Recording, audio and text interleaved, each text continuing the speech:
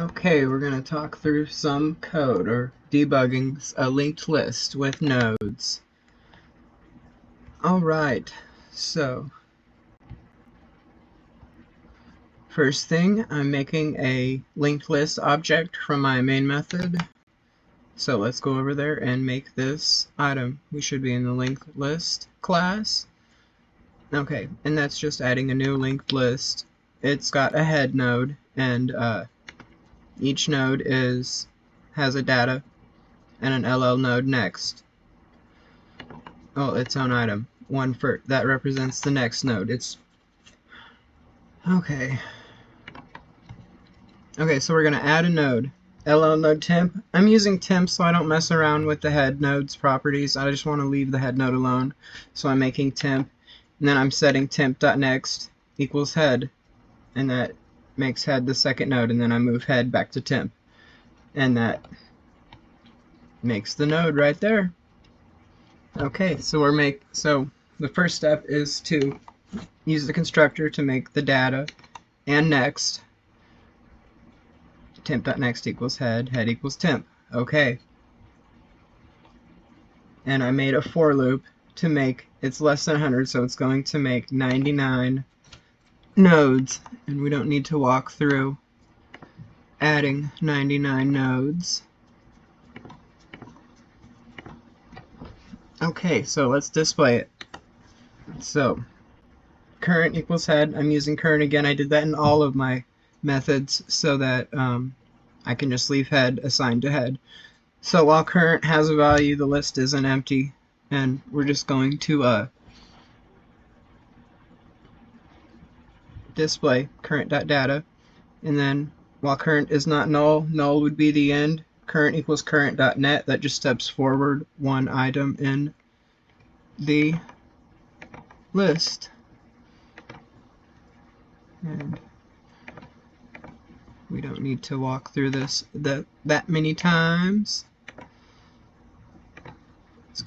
Okay, so let's go over to console and see if it displayed our list right here. So it should be 99 and at 1, and it's reversed because of the way we set up the list to put the first item and then the next item in front of it. So 99 would be the last item on the list, or the first item on the list, I mean. Okay, so now we're going to search for 555. That's a value that's not in the list. So we're using current again. I'm setting it to head. While current is not null, well, that just means the list has items in it. And we're going to walk through the list, current.next, through the entire list until it's compared, that if equals value. And I'll make these breakpoints again before we go to the next one, but we looked through all that, we didn't find it, so we're going to return null. Okay, and then I did a check search item because I could have done this in the linked list, but I wanted to return the item so I could do something like this in it. So we're going to do the check search item, which is a method inside my main class, but outside of the main method. So it is not returning anything. It's static because I'm not making an instance. I'm just using it. Check search item, and I'm sending in the LL node, the item, the search item that we just searched for. If it's not null, it was null, so we're going to skip this. Go down to the else statement. Your item was not found. Okay, now we're going to search for one that is there. 2 is in there. Alright, let's put these breakpoints back in there. Okay. So current equals head, while current is not null, while the list has something in it, and we're going to step through till it equals value. Let's go over here. Value equals 2. Current.data is 98, so we're stepping backwards. So I'm not going to press this button 97 times.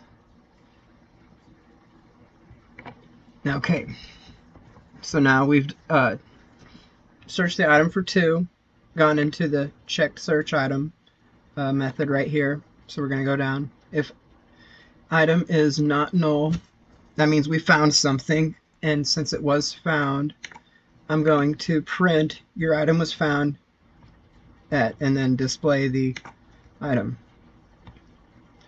Why isn't item.data? Okay, there it is. 2. It just had to consume, I guess. So the next thing is we are removing the node 65. So let's go over here. LL node current equals head. I'm using current again. I need to keep track of previous because that's how we're going to remove the node. We're actually going to set previous to current.next, and that will take out current. It'll basically just remove it. So if current does not equal null and current.data equals value, if the list has items and current.data equals value. So now we're just checking if the first value, yeah, that's what that is for, is to just check the first item in the list. Head equals head.next.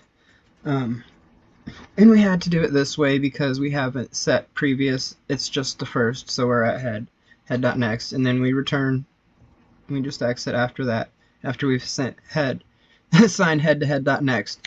But it's not head, so we're going to move down here. While there's items in the list, current.data does not equal the value, so we're going to walk through until we find it and stop when current.data is at the value that we're looking for.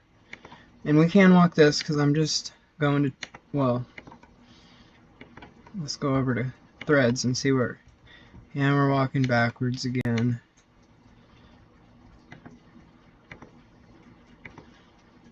$95, $94. Okay, yeah, I'm gonna skip this. Okay, we've got that. So now current equals null, but it's not null, so we're gonna go past this. Previous.next equals current.next. If we're here, then that means we found the item. It's not null because if it was null, we would exit the method right here. But we've made it here, which means that current is on the node. So previous.next equals current.next. That removes current node. And then I'm gonna system.out.println node removed, just so the user knows something happened and it was removed. And I think I did this 3 times. We don't need to talk through that 2 more times. Okay, so alright, so remove node. Now I'm going to display. Notice, let's go over to console. 65, remove node. Okay, remove node 101. It wasn't, cannot remove item. Node removed 65, item not removed. So it wasn't able to remove 101. And then it removed 99. So let's display the list. Okay, so 99 is not there, so the remove works. I think 65 should be gone too. There's no 65 right here. So that seemed to work nicely. Oh, and I think that's the end of my main method. So there is my linked list LL node class in main. Thank you for watching. My name's Eli Clemens.